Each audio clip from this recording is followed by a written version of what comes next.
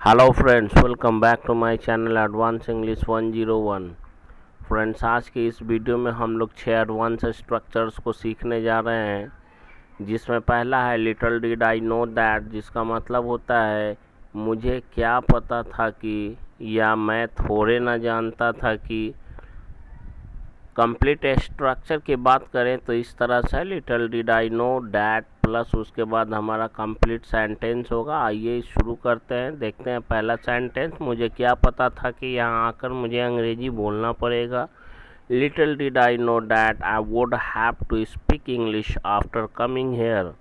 क्योंकि यहाँ पे पहला सेंटेंस का पार्ट है मुझे क्या पता था, पास्ट में है, पास्ट की बात को बता रहा है कि समय बीत चुका है, बीते समय की बात को बता रहा है, इसलिए इसका सेकंड पार्ट होगा वो भी पास्ट में ही बनेगा। तो विल की जगह पे हम लोग वुड का यूज़ करेंगे, ध्यान रखें इस बात का। मुझे क्या पता था कि एक दिन हमें उन लोगों से क्षमा मांगना पड़ सकता है तो हमको बनाना पड़ेगा पड़ सकता था में, क्योंकि ये पहला सेंटेंस का पार्ट है मुझे क्या पता था, पास्ट की बात को बता रहा है, इसलिए यहाँ पे मे हैव नहीं यूज़ करके माइट हैव का यूज़ होगा, ध्यान रखें इस बात का। Little did I know that one day we might have to apologise him. मुझे क्या पता था कि एक दिन मुझे तुमसे प्यार हो जाएगा। यहाँ पे विल का यूज़ नहीं करेंगे, वुड का यूज़ करेंगे। Little did I know that I would fall in love with you. Little did I know that I would fall in love with you. Next structure हमारा होगा थैंक्स टू बी से, जिसका मतलब होता है की बदौलत या की वजह से। तुम्हारी बदौलत या तुम्हारी वजह से हम यहाँ समय पर पहुँचकर हमने अपना काम पूरा किया। Thanks to you, we completed our work having reached here on time. तुम्हारी बदौलत हमने उस परीक्षा में अच्छे अंक प्राप्त किए। अच्छा अंक प्राप्त करने के लिए get good marks, secure good marks, obtain good marks use किया जाता है।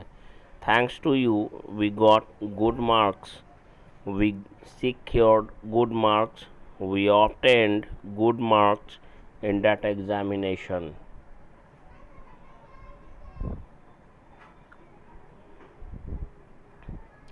आपकी बदौलत आज हम लोग पैसे कमा रहे हैं।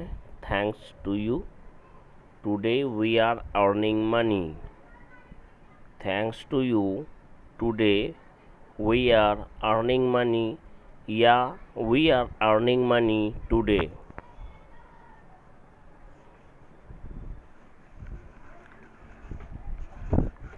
माता पिता की बदौलत आज मुझे एक बेहतर ज़िंदगी जीने का मौका मिल रहा है।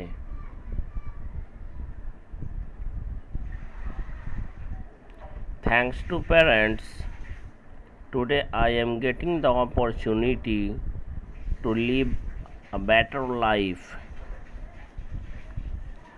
या आप इस तरह से बोल सकते हैं today I am getting the opportunity to live a better life because of my parents. इस तरह से भी आप बोल सकते हैं।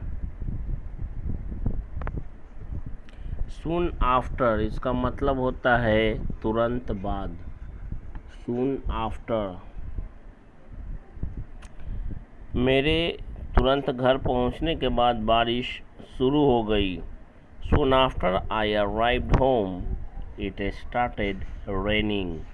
Soon after I arrived home, it started raining. बच्चों के घर आने के बाद बारिश शुरू हो गई। जैसे ही बच्चा घर आया वैसे ही बारिश शुरू हो गई, कहने का ये मतलब है, ये सेंस है हमारे सेंटेंस का। Soon after the children arrived home, it started raining. Soon after the children arrived home, it started raining. School से आने के तुरंत बाद, soon after soon after arriving the home, school से आने के तुरंत बाद, soon after came back from school, school से तुरंत आने के बाद मेरे बच्चे खेलने चले गए, my children went to play। Next हमारा स्ट्रक्चर है रिफ्रेन फ्रॉम, से बचना। इसका मतलब होता है से बचना। स्ट्रक्चर है रिफ्रेन फ्रॉम, उसके बाद आने वाला वर्ब का आईएनजी फॉर्म होगा या फिर आने वाला वर्ड नाउन हो सकता है। मैं बुरी संगति से बचता हूँ, आई refrain from bad company. I refrain from bad company. मैं हर दिन तुम्हें कॉल करने से खुद को नहीं रोक पाता हूँ। आई don't refrain myself from calling you every day. I don't refrain myself from calling you every day. Video अच्छा लगे तो प्लीज़ लाइक शेयर सब्सक्राइब और कमेंट ज़रूर करें। वीडियो आप लोग देखते हैं, लाइक शेयर सब्सक्राइब कमेंट नहीं करते हैं, वीडियो हमारा इतना भी बुरा नहीं होता है। I don't refrain myself from talking to you. I don't refrain myself from talking to you. ये सारे एडवांस स्ट्रक्चर्स हैं, ये आपको हाई लेवल के इंग्लिश बोलने वाले लोगों से आपको सुनने को मिल सकता है। लीड टू, इसका मतलब होता है की ओर ले जाना। लीड टू, की ओर ले जाना, अच्छाई की ओर ले जाना, बुराई की ओर ले जाना, स्वर्ग की ओर ले जाना। दिल्ली, ये सड़क दिल्ली की ओर ले जाती है। खैर, इतना तेल वाला खाना हम सभी को मोटापे की ओर ले जाएगा। This much oily food will lead us to obesity, या too much oily food will lead us to obesity, या much oily food will lead us to obesity. ऐसा बोल सकते हैं, बोलने का बहुत तरीका होता है। मरने के बाद हमारे अच्छे कर्म ही हमें स्वर्ग में ले जा सकती है। After death only our good deeds will lead us to the heaven. After death only our good deeds will lead us to the heaven. Good deed का मतलब होता है अच्छे कर्म। जो लोग अच्छे कर्म करते हैं उन्हें ही स्वर्ग मिलता है। अच्छे कर्म को इंग्लिश में गुड डीड बोलते हैं, गुड डीड्स। नेक्स्ट हमारा स्ट्रक्चर है नो वंडर, जिसका मतलब होता है कोई हैरत की बात नहीं है, कोई ताज्जुब की बात नहीं है, या इसमें कोई कहने वाली बात नहीं है। स्ट्रक्चर है हमारा नो वंडर, उसके बाद हमारा आने वाला कंप्लीट सेंटेंस होगा। ये देखते हैं इस स्ट्रक्चर पर बनने वाला पहला हिंदी सेंटेंस। इसमें कोई हैरत की बात नहीं कि वह धारा प्रवाह अंग्रेजी बोलने के साथ साथ बच्चों को अंग्रेजी बोलना भी सिखाता है।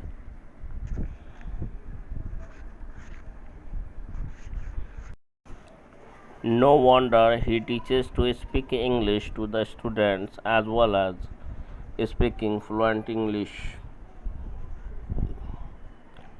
No wonder he teaches to speak English to the students as well as speaking fluent English. रट्टू तोता कभी ना बनने की कोशिश करें। Never try to become a rattling parrot.